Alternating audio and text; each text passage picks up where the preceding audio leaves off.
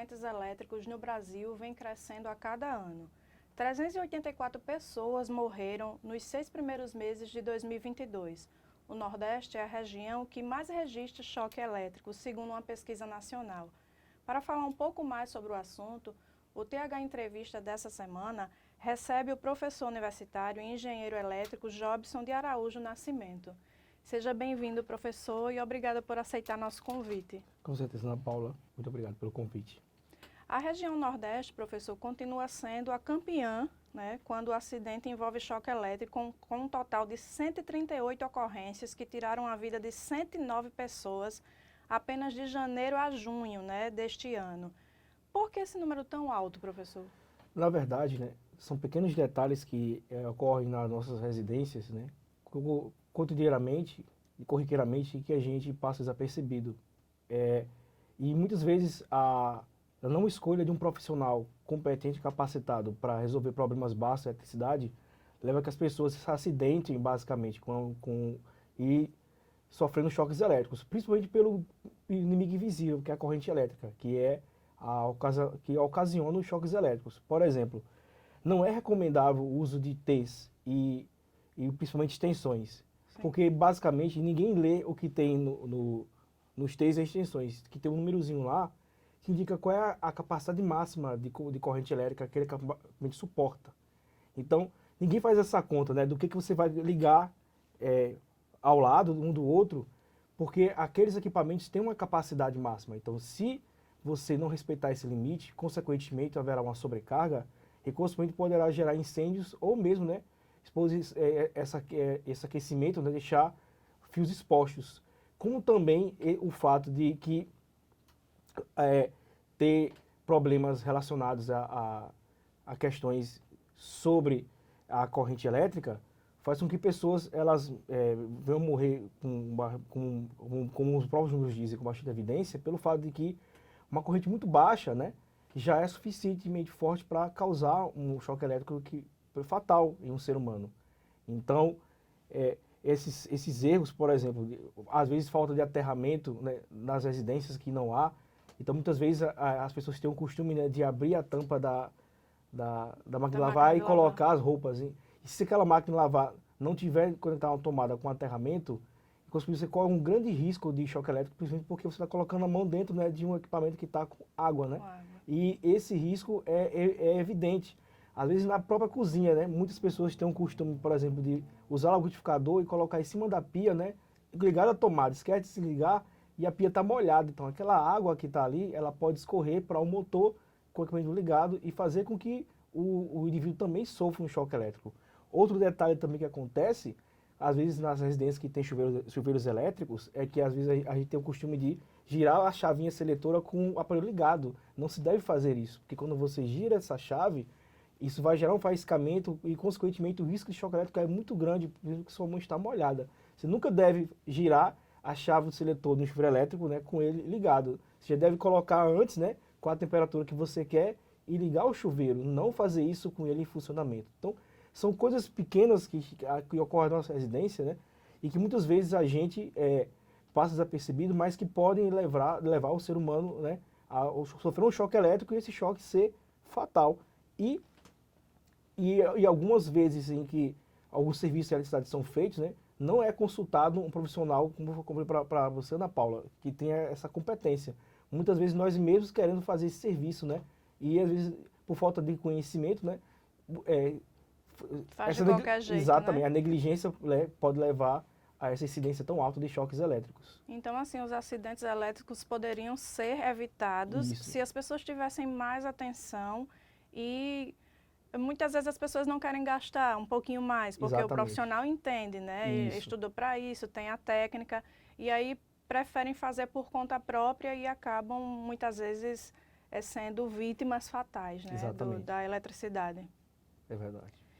Então, professor, outra informação também é qual é a importância, né, do poder público sempre estar incentivando campanhas de prevenção, de combate a esses acidentes elétricos. Recentemente teve um encontro estadual promovido pelo Ministério Público daqui de Alagoas, e o senhor participou com um eixo temático, não é? Isso. O senhor fala um pouco para a gente qual foi, né, esse tema que o senhor O abordou. tema que eu abordei lá foi basicamente, né, a questão dos incêndios que são ocasionados, né, por problemas relacionados à eletricidade, né.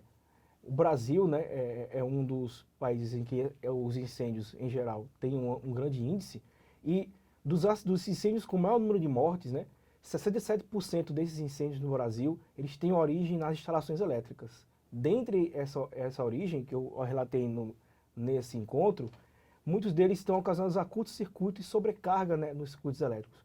Porque muitas vezes, né, alguns fatores que são da responsabilidade de pessoa competente são passados de forma desapercebida. Por exemplo, né, numa residência, você tem um quadro de distribuição que tem lá os disjuntores, né, e por algum momento, às vezes, né, em algumas casas, acontece algo que é corriqueiro, o disjuntor desarmou. Você ligou, por exemplo, chuveiro elétrico, Sim. aí de repente lá o disjuntor desarma. Uhum. Aí você não consulta um profissional competente ou um profissional que não tem essa habilitação para resolver esse serviço. Então, qual a primeira dica que ele vai dar? Troque por um disjuntor com uma corrente maior, que ele não vai desarmar, de fato. O disjuntor não vai desarmar. Porque o disjuntor convencional, ele não protege o ser humano contra choques elétricos. Esse detalhe é bom falar para o cidadão que os disjuntores convencionais são utilizados para proteger os circuitos elétricos. Quando a gente chama circuitos elétricos, são os condutores, aqueles condutores que trafegam, né, por dentro, nos eletrodutos e chegam até as tomadas e lâmpadas. Eles têm uma capacidade máxima de condução de corrente elétrica, que depende de muitos fatores. Depende de onde ele está instalado, a temperatura ambiente, depende se eles estão agrupados com os fios.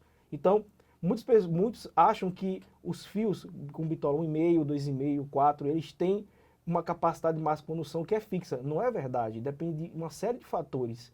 E aí, muitas vezes, quando o disjuntor desarma, você quer fazer o serviço mais barato, que é trocar o disjuntor. Não quer verificar, por exemplo, se há uma sobrecarga, porque muitas vezes nós mesmos, como cidadãos, nós negligenciamos esse fato, que muitas vezes a gente vai instalando coisas sem perguntar a ninguém. De repente você está na sua casa, não tinha nada, não tinha altas cargas, você instala um ar-condicionado, 2, um chuveiro, 2, e não troca nada. Você usa o mesmo condutor e vai inserindo cargas. Então ninguém faz essa conta dentro do que você está conectando a mais na sua residência, causando sobrecarga. Quando a sobrecarga vem, você não pensa ou não quer consultar o profissional para verificar que provavelmente os cabos já estão subdimensionados, precisa trocar um cabo com uma bitola maior, e troca um disjuntor para não desarmar. Aí o disjuntor não vai detectar a sobrecarga, e aí, consequentemente, haverá uma sobrecarga muito grande. E quando eu falei em relação aos incêndios, o que acontece?